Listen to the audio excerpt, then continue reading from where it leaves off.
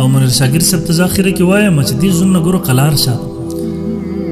راشه اهل حق ته رجوع وکړه د دومره علما طلبا الحمدلله دومره مسلمانان د په صحیح لار روان دي تا ته که بس کوم کې اشکال وي مونږ به درله اشکال ختم کو بار بار درته ملي مونږ دروغ واړه خو انسانیت به در شو در سره وکیلو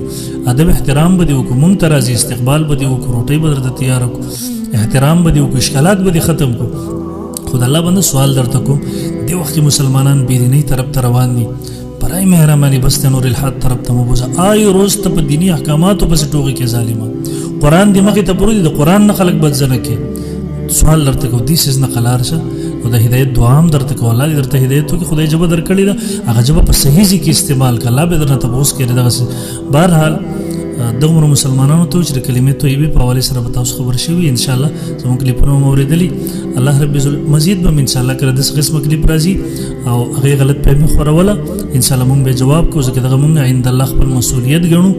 خپله فریضې ګڼو الله رب ذوالجلال دې مونږ د هر باطل لپاره والله هدایت ذریعه وګرځي که هدایت د هغوی نصیب کې نه وي نو الله هم دې ورته درد سر وګرځي